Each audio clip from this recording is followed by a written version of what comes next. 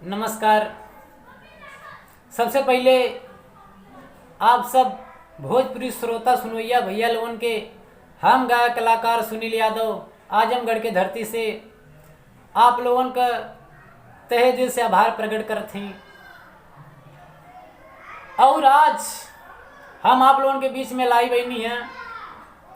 हालांकि हमारे हिंदुस्तान का दैनिक स्थिति कोरोना महामारी के देखते हुए ये लॉकडाउन का पालन करते हुए हम आप लोगों के बीच में अपने गीत के माध्यम से हम आप लोगों के बीच में अपन संदेश पेश करना चाहते हैं। जो ने गीत का गीतकार आदरणीय आप राकेश यादव कवि जी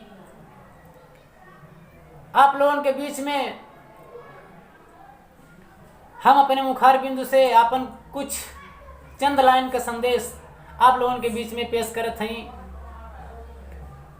अरे चीन से फैलल बा बीमारी, अरे चीन से फैलल बा बीमारी, भारी विपदा आइल। चीन से फैलल बा बीमारी, भारी विपदा आइल। चीनी किरोना खैले कोरोना का रोग उपजवले, चीनी किरोना खैले कोरोना का रोग उपजवले। अरे चाहे विश्व के डांस लई महामारी, अरे चाहे विश्व के डांस लई महामारी, भारी विपदा आइल। चीना से फैलल बा बीमारी, भारी विपदा आइल। ये बीमारी का शुरुआत कहाँ से भयल? चीन से बीमारी का शुरुआत भयल। आज चीन से चल के पूरा हिंदुस्तान न बल्कि देश विदेश पूरा वर्ल्ड पूरा संसार में ये कोरोना का प्रकोप हो, जौने से हमें आप लोगों के बचे खे कैसे? अरे विपदा के घाटा छवले, विपदा के घाटा छवले, चहुर तबाही मचवले। विपदा के घाटा छवले, चहुर तबाही मचवले। अरे सहमलबा, अरे सहमलबा नर यौरी नारी, अरे सहमलबा नर यौरी नारी, भारी विपदा आइल। चीना से फैलल बा बीमारी, भारी विपदा आइल। डगर ना उपाय लौके, अरे डगर ना उपाय लौके, विश्व वीरान सड़के।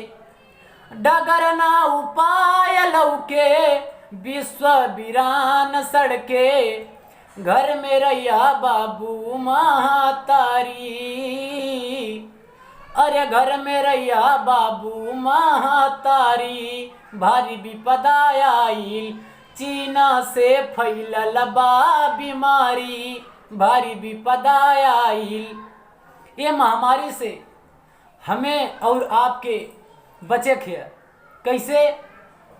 हर एक से कुछ दूरी बना के रहे के परी। जब तक ये महामारी के निदान ना हो जाता हो, थोड़ा दूरी बना के केहू से बात करे के बात, कुछ दूरी बना के बात करी।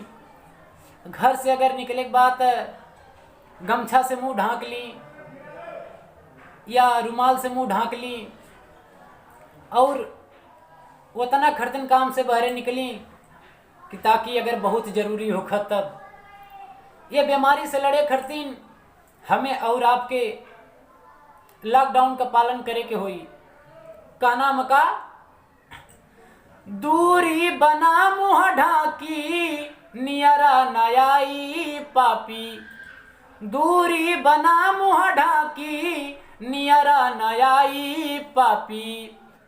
अरे कर सब मिलके तैयारी, भारी विपदा आइल। चीन से फैलल बा बीमारी, भारी विपदा आइल। अरे जीवन बंधन ना टूटे, अरे जीवन बंधन ना टूटे, विज्ञान मंथन में जुटे। अरे जीवन बंधन ना टूटे, विज्ञान मंथन में जुटे। अरे सब मिल कोरोना के संघारी, अरे सब मिल कोरोना के संघारी। भारी विपदा आइल, चीन से फैलल बा बीमारी। भारी विपदा आइल, ये कोरोना से लड़े खातिर आप सबका सहयोग, पूरे हिंदुस्तान का सहयोग रही। लॉकडाउन का पालन हुई तब ये बीमारी का निदान हो सकत हो। और लास्ट लाइन में का नाम हो, बाटे नजीर इतिहास, ये बीमारी का निदान हो सकत हो।